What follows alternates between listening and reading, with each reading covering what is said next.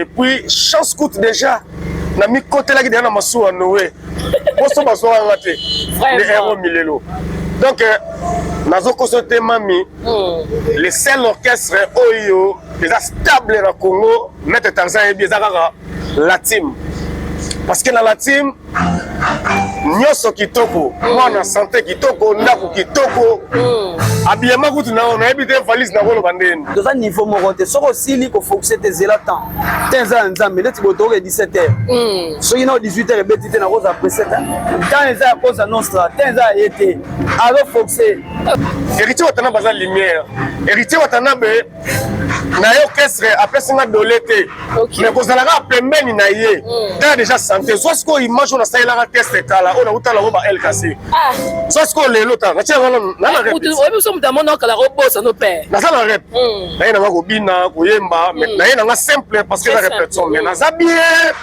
on sentit que na santé libundi non ozumuna provoquer wata supporter les moutons nyonyo encore la douleur yo l'air là tout temps bango mais bon tu vois que c'est sûrement la l'aise ba ninga bana concert bango na poto bino bola bo kesu bo les 3G mal facilitaire oui que mal nécessité so ba conseil si to cha bo so mal dans les évangiles oui na bi les évangiles album akitoko zeya so to le dans les évangiles mal l'aise monsieur Zoya oui binini ni c'est les très trop d'années ba clip sur album bango ko cha bo so mal l'aise bana mona onde na poto omona ki mo ni fala muga 5h30 à Anaboé 6h dans temps surtout ça la boulot moi to bebele bele zate ba to balinga la team wata to somba habillé to sili c'est on to le gane étape mususu on ba surprise c'est au moins on appelle papa mais moi on a le bezate ah bah c'est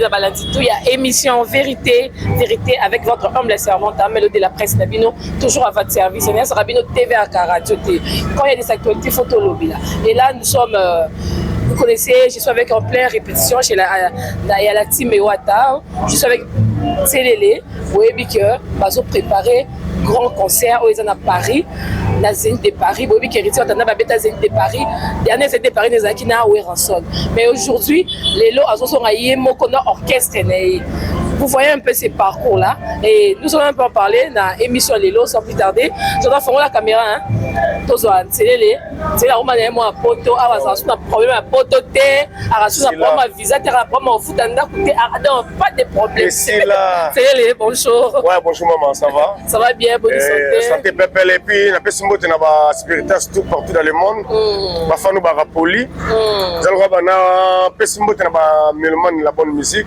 et puis donc voilà quoi c'est les ouais c'est de Paris et ben ma poto to beta sur ma visa to lobela on soutient la team parce que visa c'est vous et les lots c'est de Paris vous préparer nini on a bateau ba a besoin va retrouver bien dans de Paris ils appellent la bateau ba bota mina poto na kota de Paris pour promettre parce que batalara ouais rabetara de Paris héritier zalaka mais héritier comme ma orchestre naé pour avoir affronté de Paris sans Ranson en tout cas, premièrement, nous avons un bon souvenir de la vie où on a remercié Héritier Watana qui est mon papa.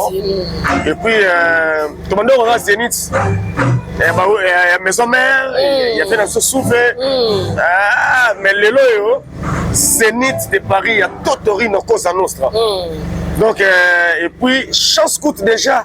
Na mi côté là qui derrière massou à Noé poso massou à raté les héros milelo donc nazo consulter mami le seul orchestre oyo déjà stable na Congo mettre Tanzanie bien zakaka la team parce que dans la team nyoso kitoko mwana santé kitoko ndako kitoko habillement kutu na on a habité valise na kolo bandeni na commencé si kala sachet tout ça on aussi idée rien la team où tu as na wapi pour te faire na rappeler la team mais Saint-Esprit dirigeant mais mon place ça vient en tout cas le bébé capitaine Saint-Esprit te dirigeant là il s'en appelle que l'ombre na sombre OK il y a que la lumière héritier Watanabe baza lumière héritier Watanabe na yo orchestre apesi nga dolete mais kozalaka pembeni na ye ta déjà santé soit ce ko image on a sailaka test kala on a utala ko ba LKC soit ce ko lelo ta na tia na rep obi so mutamona kala ko bossa no père na sala rep na ye na ko bina ko yemba mais na ye na simple parce que la répétition mais na za bien donc on sentit que na santé libundi non ozomona il y a stress elongwe kala donc na za pepele en plus yo moi me rage toujours préparer ma casse pour la travail la biso to travailler très dur donc chaque jour tu travailleras toujours la pose bossement la biso bossement toujours kembela oyo et puis ça va dolé et puis ça va miel et puis ça va nyoso mais ma côté aussi tu travailler trop à répéter belé je suis là désert na désert studio belé désert na désert ba beta rappeler biso beta on tu vas douba on tu vas kisangani mais bolé maraté bando la team je sais pas obesi si on vient compter dans côté pour compter la comme les gens là-bas la comme les gens la ça madame la comme na 95 concerts déjà ni Nazabou. Tout le temps concert privé. Privé, 95 à 100. À 100 parce que mais au monde on est peut mater à chaque fois tu as un mouvement. Dans la ligne on a peut mandater, la bête dans la kaka, la bête. On a eu que c'est bête. Na yo que c'est bête mais pour ça va date surtout on surtout date ça mon néo c'est les 3 juillet, c'est une de Paris. Mais surtout le mois tu vois les 17 mai. OK, Afrique du Sud. Je sais pas bon préparer pas d'Afrique du Sud. Parce que ça fait longtemps, dans Soudaf, musique, il y a la team, mais dans ma belle, tout le monde qui peut t'autoriser dans Afrique du Sud, tout le monde qui accueille. Non, maman. Dans la n'engeni na concert. Et finalement, ça l'on a mon corps. Tu sais quoi, oh, à quoi? Oh, cri, oh, c'est nini. Et ça, on le couta. Mais c'est belé. Bis événement, ils ont mon corps. Ils ont mon corps, autour de les Zénith de Paris, il y a Totorine à Temba. Vous comprenez? Donc, événement, ils ont mon corps, il y a Zénith de Paris, il y a Totorine à Temba. Et puis, événement, sous les 17 semaines à Cape Town. Salle qui toque, j'ai vu la salle. Fruit d'Africain, comment on l'appelle? On l'appelle le Sud-Africain, donc Tosoya. L'amour de la bonne musique Tosoya, donc la bonne musique. La musique intelligente. Musique moi ya mayele ya Totorino ya Tembe ya makambutu ya kitoko. Et puis biso to beta ba nostalgie. Mais Afrique ici babi bo tcheli baya mutumo afala beta kuna. To tcheli baya te to bo tchesu libaya bo tchesu ambri. To tcheli baya te to kende na mboka oyo ya biso. Po Afrique ici mombeza ya wata. Eza ya wata donc eza ya mutute. Dans Ouattara qui trompe en oiseau colonisé partout.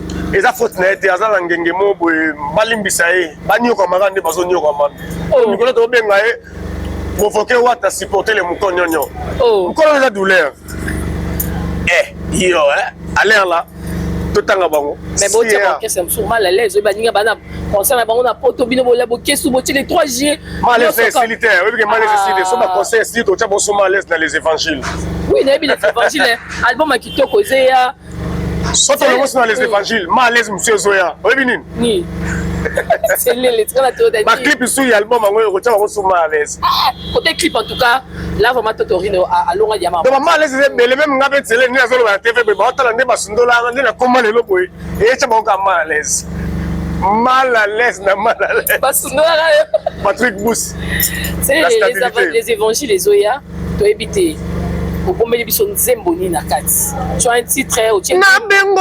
ado ba benganga Eva tout savourer amour na paradis parce il le côté lisusu lituite na nyoka akosa yo yo koya kozala refoulé na paradis tati nzombo saba angelulu na likolo vraiment baye mbelaka nzambe pourquoi tena yembela Totorine na ye na betela wata qui est mon boss saxo d'amour Totorine voilà problème boké ça c'est faut qu'il trouve ba ko étouffant gros même si on a loin na sombre na comme la lumière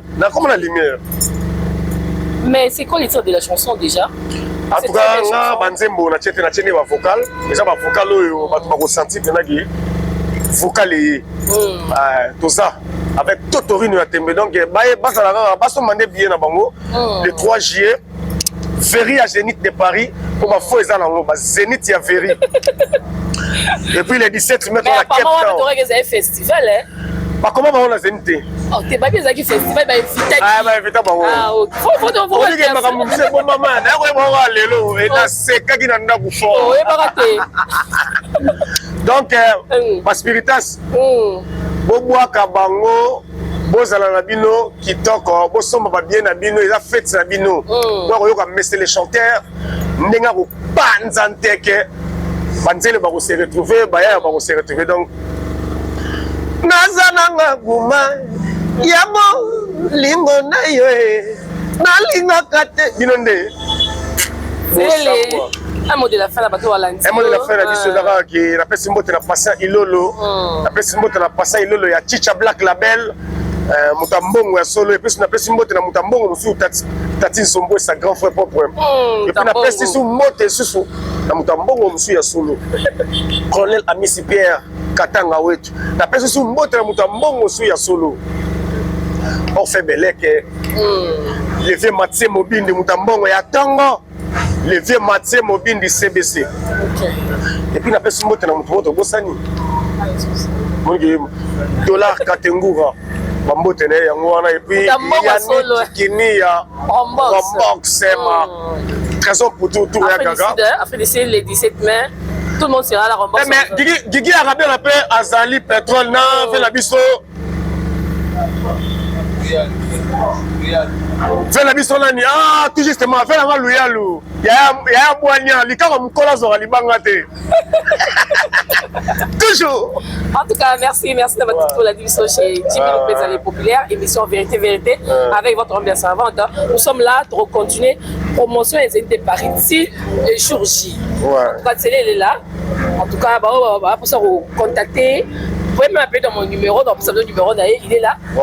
En tout cas, merci les Binois. Jordan, merci pour les belles images. L'émission continue, vous êtes sur émission Vérité, avec la votre humble servante, mais de la presse Bino, toujours à votre service. Vous comprenez, nous sommes en pleine répétition. Et là, je suis avec ambulance, chargé à l'animateur. Ambulance, beauté, bonjour.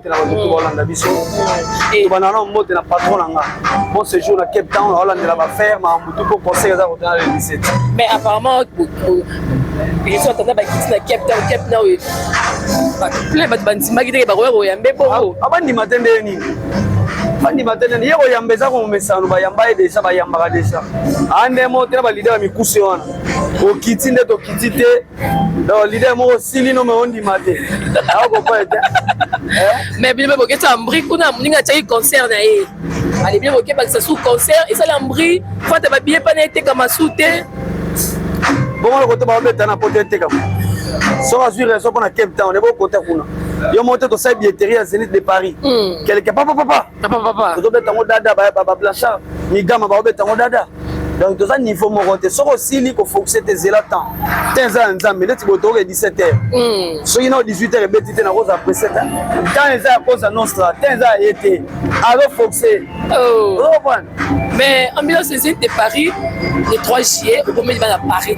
parce que maman que des poteaux la team to beta ngo souté la surprise est belé je travailler à dévoiler la sécurité secret souffre bon maman pour pas soit surprise sans oublier les évangiles les obima alors de quoi nous sommes capables au Kozambo après si ce espace to yemba na katia na ba générique ba surprise est bien belé mais là to travailler on est tonton la vandi wana ya zaka so 14 juste beto kota te donc to zawana kayepe ya wana donc to za benande to travail compagnie en tout cas très bien organisé soki erane koki robeta ti okota te osani te donc tolandela bena boulot otopesa de meilleur de nous ya tosenga na bato balingaka kitota na balingaka la team wata basombaka billet a trésor soki tosomba billet Sandra S bomb tosomba billet Hervé Kabongo tosomba billet tu comprends mais ambulance bato balingaka la bonne musique na baspiritas bazo c'est la tourbillon depuis bazo yaka bazo aura son tundu même bazo c'est la clip pas c'est la générique mais jusque là parce que vous promettez que biso etikali 90% bientôt l'album sera encore et jusque là tous la générique tête attendez moi les évangiles tous 8 là ouais c'est ça pour la photo lamba bien moto ayebi temps ayebi na makambo te eza Cosa Nostra. On va ayebi que album osko elingi bima album ebima lobi. Nous sommes des simples travailleurs. Nous travaillons kaka pona to sepelisa ba fanatique balingaka ambulance basalama lopengo basele mo konza bazombo tango kungu kimba comme ya fongoli boîte moi kitoko tango kuku na pese mbote le patron. Donc biso tozana ka poto travailler mais album déjà bientôt bazo soir ba générique tourbillon ba surprise pesa na kati. OK, à part bientôt on a un générique qui nous ba biloko eza. Oh, ba biloko eza na kati. Mais pas même dévoiler on te bombi pekaka. To bombi. Na autorisation te na suspension pam. Mais il y a quand même ambulance. Mais oui. Il y a change d'animation. Il faut pas sortir moi extrêmement raté. Nana beta tona beta te yo moko pona ngana simba tona simba te yo moko pona ezanga ite yo moto lingaki ngai ezanga ite o ye ma chéri nini yango kutu wata bendi ye matoi kutu est-ce que c'est bon donc roté ouais faut ko Kinshasa ikwenda so sakento ya mbote bagento ya Kinshasa mambo mambi bibi bum bum bum bum bum balaba so c'est ça notre album ça m'a bien regardé c'est ça notre album alors si lo imu tegete lo imu na tobolola hey so bon allez boniga longi on peut ça makuta ouais ça mademoiselle Belé mais là évidemment boye à Londres na Benjamin Chimanga le patron beau gosse il y a lingara wata sala binoni Benjamin Chimanga na pese mbote totori na sala bango nini makambo na bino okipaka te botika motema mabe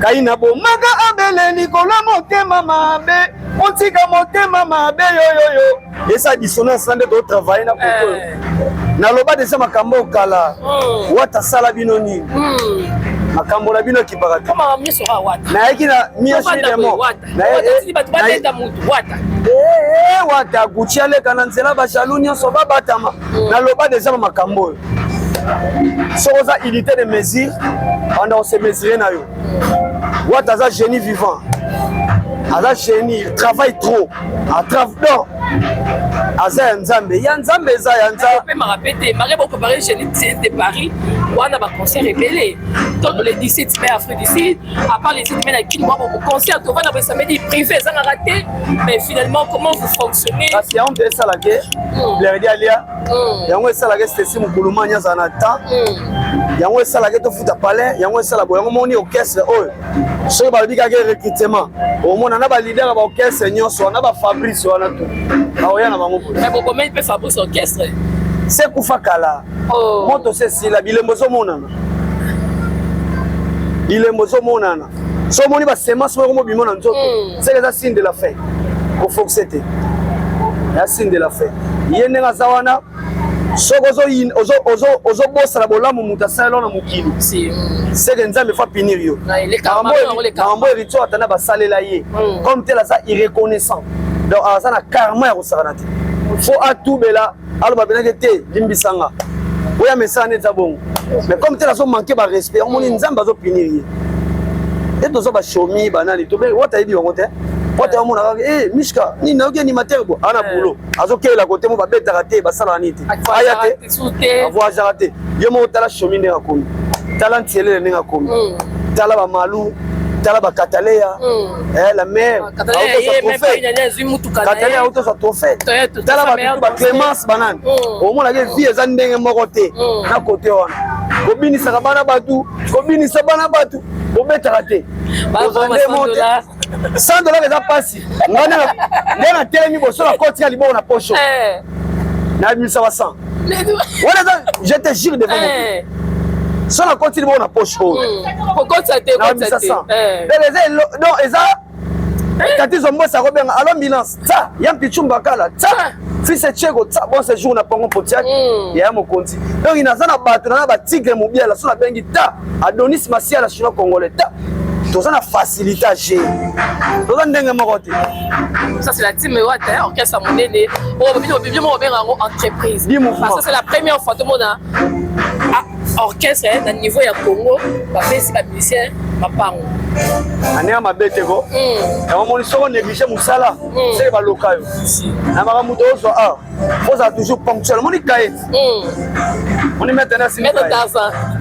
Mettre Taza si bikaye. Ya saka wana. Ambulance. 12 juste. Nani boy. Mais soko legi ka herba tsa. Pota soute. Jona mundela na babenga gigi ya rabiola. Oh meti wa. Ayaka mamoko atabo za ba pili ndenge nini. Oh kota te. Mais je te dis, alors ça là-bas on il noter, il y a ça là-bas pour respecter boulot homme de ça la rabler Galia.